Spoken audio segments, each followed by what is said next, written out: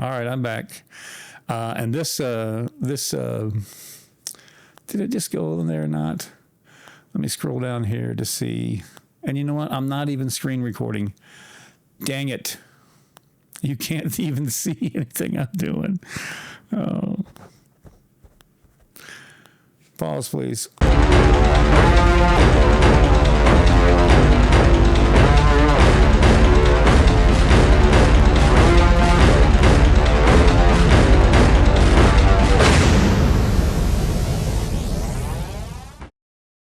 Hey, how you doing? I guess I'm on.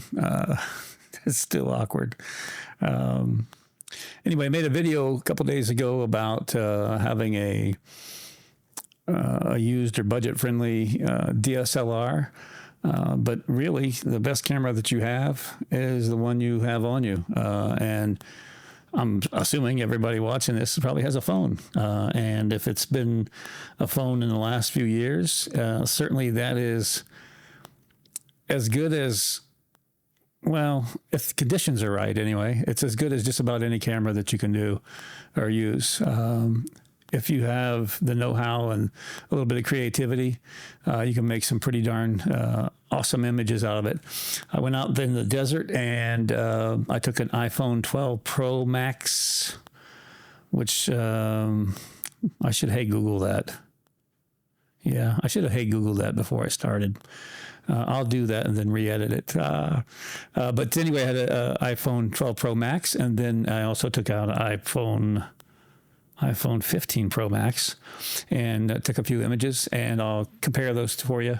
And then we'll take a look inside of Lightroom and just kind of show you what I do, like I did on the last video. But it's pretty amazing what you can do. But I also have some behind the scenes stuff because it is so riveting. That content is so riveting when I'm out there in the field. Not so much riveting, and it is content though. But we'll show you that, and then I'll show you the images. Came out here to test a couple of cell phones. One is an iPhone 12 Pro Max, which I don't know, that's probably 4 years old, 5 years old. And the other one's an iPhone 15 Pro Max, which is probably a year old. I think the key to at least Apple phones or iPhones would be as long as it shoots in RAW. And that'd be the same thing for the Samsungs or all the other ones that have good cameras, would be definitely be able to shoot in RAW. Anyway, so I'll be out here as a monsoon is picking up, possibly. So maybe I'll even do a little lightning tutorial. But for those of you who have followed me for a while, you have certainly seen this scene before. I love this Saguaro here, one on the right, but those three back there, I have dubbed the Three Amigos. I've been shooting them since 2018, but here's the bad boy that we'll be looking at. I just like the way the arms kind of curve up and reaching out. But let me get set up here and I'll do some more stuff for you. All right, so this is the scene we have. And here is my camera. Hopefully you can see it to my cell phone anyway. Probably most people will tell you the rule of thirds. And if you can see it, I set up the grid lines inside the camera and I put that Saguaro right on the rule of thirds. I do have it on a little inexpensive selfie stick tripod thing, Ulanzi.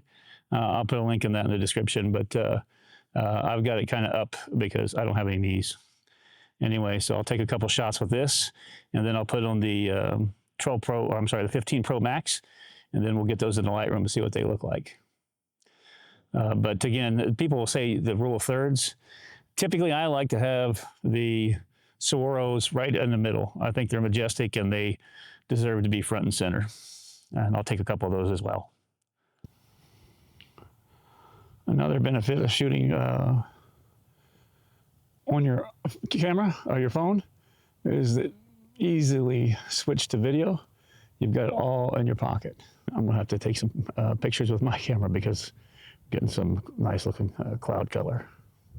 Hold please. All right, so anyway, we did the cell phone shoot, and this is the last bit of sunset, and there is definitely some monsoon action over in Phoenix. But if you look above me, of course, blue sky. Okay, here we are inside of Lightroom, and this is the iPhone 12 Pro Max. And you can tell it straight out of the camera over here. It's just from import, and there's been no adjustments. This image here is the iPhone 15 Pro Max, and same thing, straight from import and no adjustments. Basically, I turned these two pictures into something similar to this. And that's the iPhone 15 Pro Max, yep.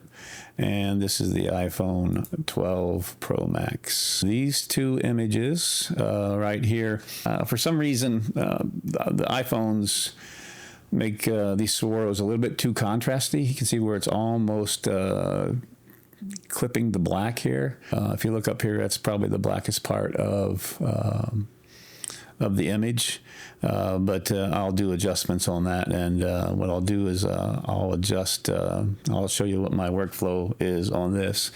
So I have a preset where basically it does all the things that I normally would do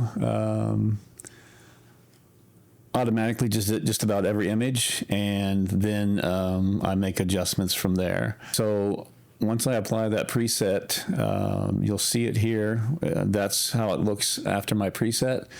But because every image is a little bit different, you may need to make adjustments to it. So looking at this, the first thing, and also what it does, I'll just show you what it does real quick.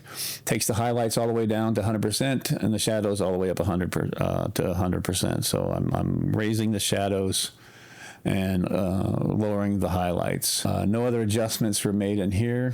One of the other presets I have on one of my other computers, there's a lot more adjustments where I do some vibrance and other stuff. The only other thing that's adjusted is the calibration, where I almost always jack up the blues unless the sky is really blue or something, but most of the time I always drag up the blues, and depending on how much red there is in the desert is depending on how much I do this. So again, if I jack this all the way up, it'll be a little bit too red, in my opinion, although you can't get too much red. So there's the starting point for this image, basically for me. That preset just makes it a little bit time consuming, or a time saver for me. So this image is too dark, so I'll look at this histogram up here and I'll just push it up. I do like my images a little bit brighter. Oh, and one other thing that the preset does, it puts masks on for the sky and the foreground or the ground.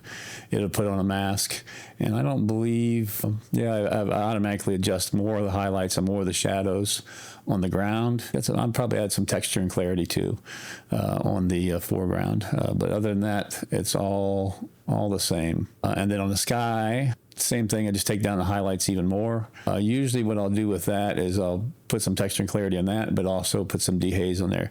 The dehaze gives it a little more definition, and a lot of people think that you don't want to make the sky real prominent, but I like it to where it's sometimes sharp, and that's just my preference. But that's kind of the starting point. And what I will do is, for this particular image, what I will do is I will select a subject, and this is where I get some more of the Swaro to stand out. As you can see, it does a pretty good job selecting the subject, but there's some in between the arms. It's difficult for a Lightroom to pick that up. So what I'll do is I'll subtract it from there with a brush, and I'll get a big brush and just kind of go in between these arms, and you can see it cleans it out pretty good. So it gives it a little more separation for the arms in the sky, so I don't make adjustments to the sky. There's some little pieces in there, but just for this, I'll keep it going. So what I usually do is I'll put a little more light on that, and sometimes I'll adjust the temperature with it, just a little bit of a temperature. But then I do a fine adjustment to bring out some more green in it. So I'll push this green up. Sometimes quite a bit, depends on this. It's a little bit different with the iPhone images. With a regular DSLR or mirrorless camera, the color's a little closer to, and the contrast a little closer to what you see. So this is with the temperature and the color, and this is, this is with it, and this is without. If my computer is fast enough, you can see it. So without and with it. So now you probably won't be able to tell that very much on social media, but that's what I do. So that's it. Pretty much that's all I will do in there. And then what I'll do is I'll send it into Aurora HDR, and I'll probably have to speed this part up because with the screen recording, it will take a little while because my computer's not too fast. So, and that's all I do is the natural, and you see it makes quite a bit of difference. It will create these dirty or muddy spots, little shadows, halo here, but also on a different version I have, sorry, the screen's going to cut off a little bit, different version I have, it doesn't do this, but it does a gradient on the bottom. It, for some reason, puts the exposure up, so I take that off. That's the only thing I do inside of Aurora HDR. Sometimes I will come down here and maybe adjust the amount, but for most of the images, I can do the just whatever that one is, whatever it does by default. And if I can find that gradient again, reset that bottom to no exposure, no up at exposure, and then I just send that back over to Lightroom.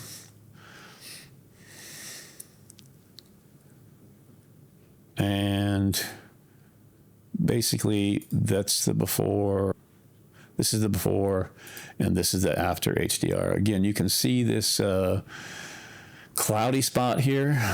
So then I will take it over to Photoshop and basically remove that. Yeah, there was some kind of error message. I didn't read it. I think the camera raw or something has not been updated in Photoshop. So in Photoshop, I almost always make a duplicate copy just in case I screw something up. I can just restart it. But it's real simple. I go up to select, and you can't see it because it's off the screen probably. I will select the subject. And again, it has a little bit too much in there, but really I'm just worried about this outside part. So then I will select the inverse, come over here for the clone stamp tool, and a little bit smaller brush maybe. And then I will just clone away some of that dark spot. So, whoops. So as soon as I line it up, again, this is going to be real quick. Normally I'll take a little bit of time to make sure that's right. So you can see that side is pretty much cleaned up. And now for this side, may have to a little bit smaller brush because it's probably going to end up getting that other piece of the cloud. So you got to play around with this a little bit when you're doing it to line it up to get it to right. But for this purposes, that's good enough. And then also in Lightroom, let me take off the matte or the selection, select, deselect. And then what I also do is sometimes I like adding a little more color in here. So this creosote or whatever this is, sage, whatever that, I think it's creosote, whatever it is. In the springtime, it's green, and sometimes, probably in Tucson, because they get a lot more water, a lot more rain, because they hoard all the monsoon. But what I'll do is I'll actually put some color back into these dead bushes here. So what I'll do is I'll select about what the color range is, somewhere around in there, and then I'll push that up, come over here to the red channel, take it down, and you can see where it turns green, starts turning some green, and I'll push up some greens, and even put some yellow in it. And then just invert that mask. I'm sure I could have done that easier some other way. Oops. Yeah. And now that's all I do is paint it in. Come up here to flow, I put it about 5%, and then I just paint over these things. And just like that, it's springtime in the desert. Again, I'm just doing this kind of fast, and you'll see some getting over, going out. I never colored inside the lines, so I would say blame my art teachers, but I never had the patience for this. Anyway, and then sometimes it'll be too strong, so I'll just decrease the opacity on that. So just enough to give it a hint of color. And then some of my selective sharpening, I'll show you that real fast. I'll just do a clone stamp, a visible clone stamp layer, and take out the saturation. And if I had a Windows keyboard, I already have this done. And make that overlay, and make it a smart object, filter, high pass, and you can tell that's way too strong. So what I'll do is I'll back that off, and I'll make it a little stronger than normal just so you can see it on Facebook, and then I'll put a mask on that and invert that mask. So now what I'm painting on, and I'll put this up to 100%. And again, I'm just doing this kind of heavy so that you can see on social media what that looks like. And this is what I do, not just on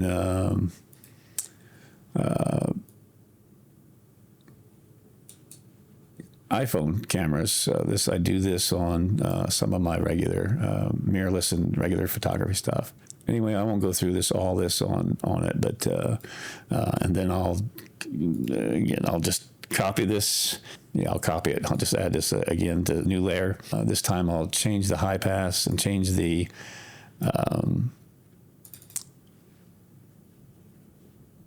mask, and then look at some of this other stuff down here. Do I want to make that more sharp or less sharp?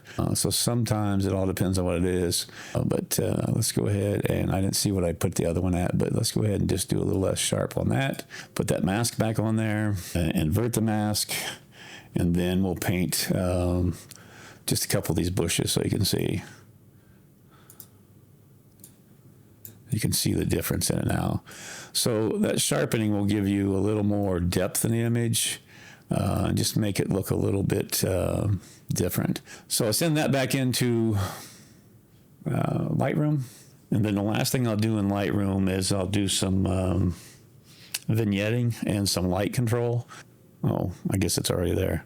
So back in Lightroom, the last thing I will do is some vignetting and just some light stuff. So what I'll do is I will put a couple more masks on here.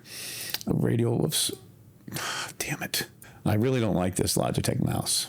It's too jittery. So I'll put a radial gradient. Let me get it back down to 12%. And the sun is coming in this way. So what I'll do is narrow this a little bit, and then I will add a little more warmth, a little more exposure, and then I will add it to the swirl by add a select subject, so the whole swirl gets that treatment. And then I'll do another radial gradient, and basically the opposite radial gradient, mouse, mouse, mouse. So what I'll do is put this one right over, I'll invert it, and then I'll darken it to put more of a traditional vignette, but not over the entire image, just over the, whoops, I'm going to subtract the subject this time, just over to where, and that's probably a little heavy-handed on that first one. So let me take off a little bit of that, and there you go. So again, that's my workflow, and again, it's a little bit heavy-handed with the way that swirl is sticking out. But again, if I'm doing this on without doing and explaining everything, it takes me 5 minutes to maybe 7 minutes to do it. And then if I'm fixing some things in here, maybe I take a half-hour edit on a regular photo. So, but that's it. All right, if I look a little bit different now, it's because the other camera ran out of battery. Anyway, thanks for being here, and have some fun.